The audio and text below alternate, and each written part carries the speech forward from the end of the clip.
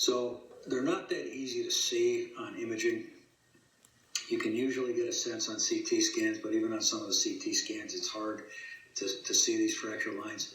Clinical examination takes precedence really for these.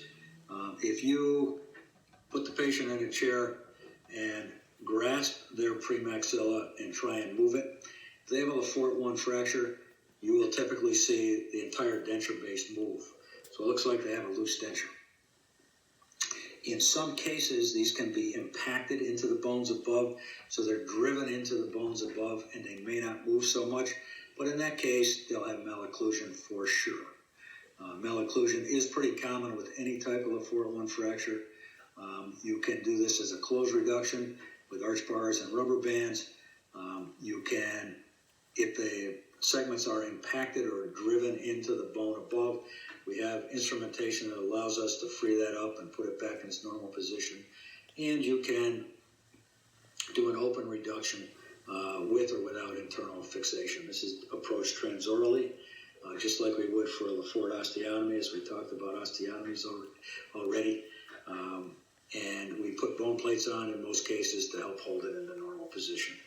But oftentimes this can be done pretty easily with arch bars and keeping the patient together for 4 to 6 weeks. These are row disimpaction forceps, or named after a famous facial surgeon, European guy.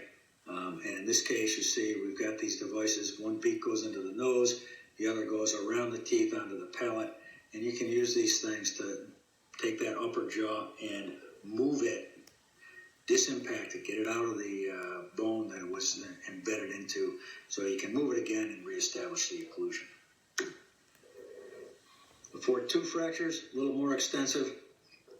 They involve the orbit and the nasal area typically. So you got a nose involvement and you've got eye involvement. And here you go, here's one for you. This patient has, this is the one I illustrated previously for the Lefort 1, and you can see where those fracture lines are. But you can also see fracture lines through the orbit on each side and up across the frontal sinus and across the bridge of the nose superiorly. CT images are always the best images for these things. Clinical examination is also important. You can expect some facial swelling if they don't come in right away. The ecchymosis for these people, they look like raccoons oftentimes if they've had this injury for more than an hour or two. So they get raccoon eye appearance. So ecchymosis around both eyes, and there's usually mobility. When you grab the premaxilla in this case, you can actually see the nose move as well. Sometimes they have malocclusion, sometimes they don't. It's treated the same way as we would for Lefort 1, but if we're going to treat the orbits and the nasal area, we may need to do some extraoral approaches as well, usually through lower eyelid incisions.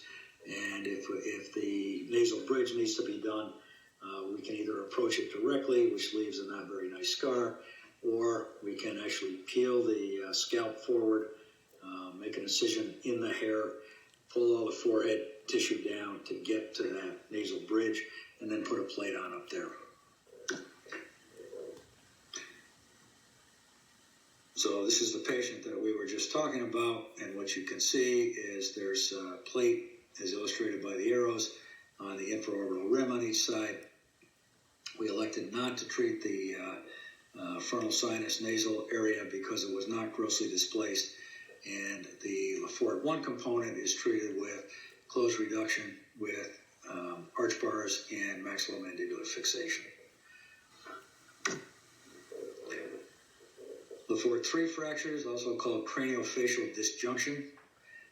That's the entire face is mobile. So if you grab the premaxilla and move it, you'll see the nose, you'll see the eye sockets move, and the zygomatic arch is fractured as well.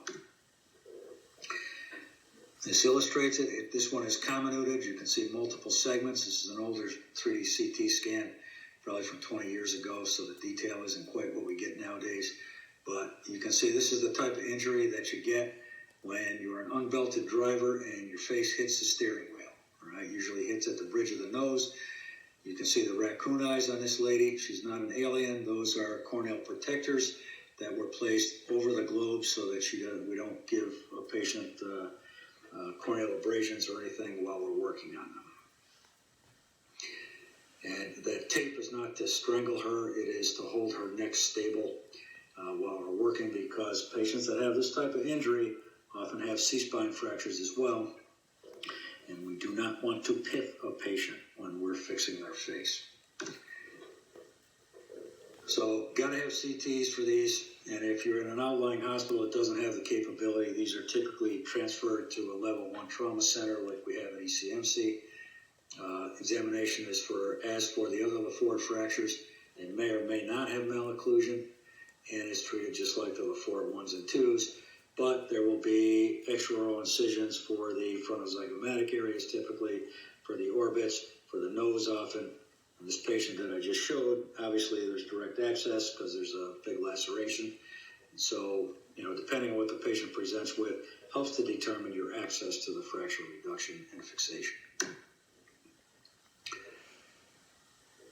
So in some cases, they may have frontal sinus issues as well. And if those are treated, as you see on the left slide here, they can be stabilized with small plates.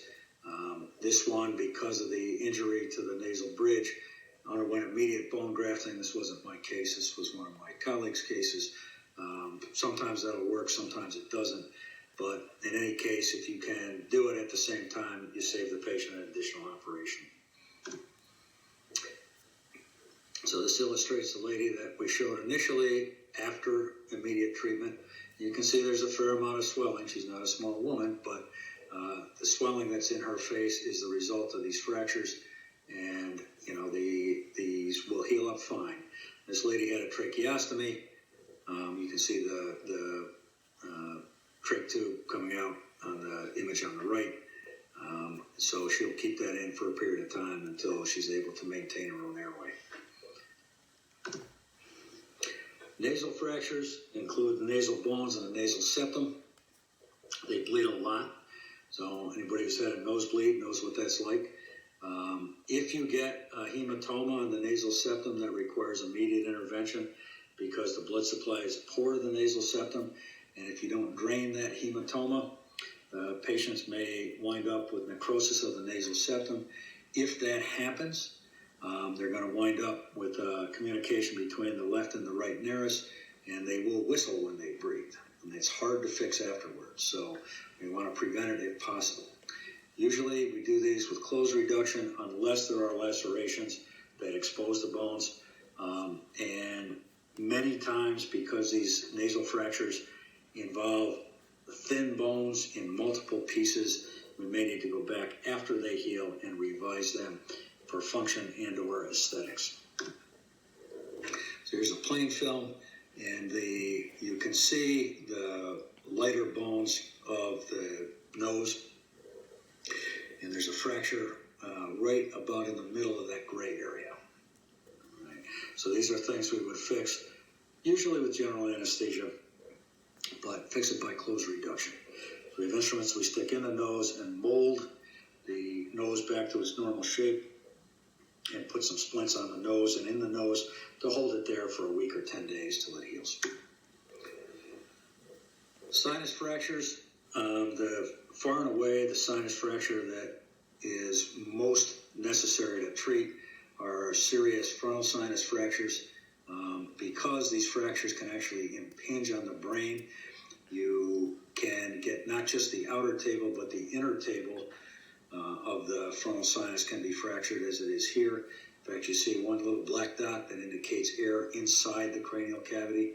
It's because it communicates with the frontal sinus, which is normally an air-bearing area. So these fractures are pretty displaced.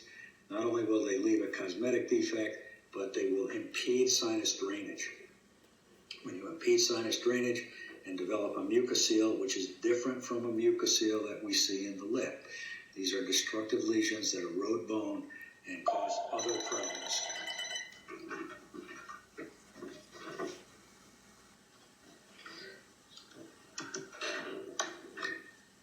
Frontal sinus fractures, the The access to a frontal sinus fracture is typically the bicoronal flap that you see here. Sometimes the head is shaved, sometimes the head is not shaved, or we can shave a strip of hair. We want to try and position this flap through the hair-bearing area so that it doesn't leave an obvious scar.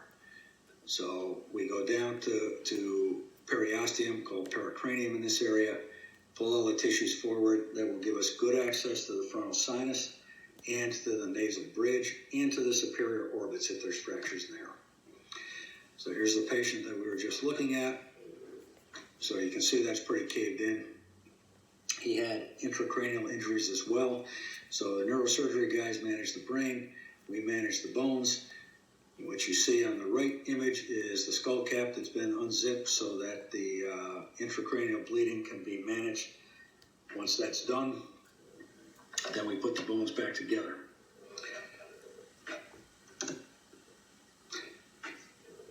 In a lot of cases, if there's some concern about whether or not the sinuses will drain, the nasal frontal ducts or frontal nasal ducts drain into the nose, right? So we can actually inject the dye as we're doing here.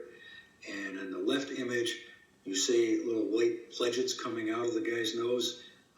If those turn blue after we inject dye, then we know that the sinus drainage is adequate and we don't have to eliminate the sinus. If there is not good sinus drainage, what we may need to do is a sinus ablation, as it's called.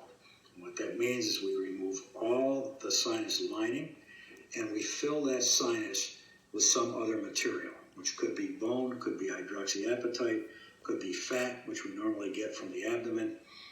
But you eliminate the sinus itself and therefore eliminate the need for drainage.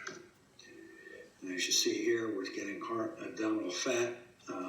Not much fat on this guy, he's a pretty thin guy, but we take fat and put that into the sinus to eliminate that sinus. So here we're putting the skull cap back on with all the little segments that were fractured. And as you can see, you get a pretty good contour. The skin is thick enough that typically you cannot see these small bone plates. Sometimes resorbable plates are used, but they have their own series of problems. But in most cases, we use either mesh, as you see here, or small plates to hold things together. Orbital blowout fractures are very common. In fact, we probably see 3 to 5 a week here at ECMC. It doesn't take a lot of trauma to fracture the bones around the eyeball. The bone is very thin. You can actually see light through it if you look at a skull. It doesn't take much to fracture it. Commonly, we see functional deficits in these patients. So they have decreased extraocular movements. They may have double vision or diplopia. They may have blood in the interior chamber of the eye or a hyphema, which can stain the lens and block light. So that's a significant problem. There are a lot of surgical approaches to these, and the idea is to reposition and stabilize the orbital contents so that there's no functional deficit.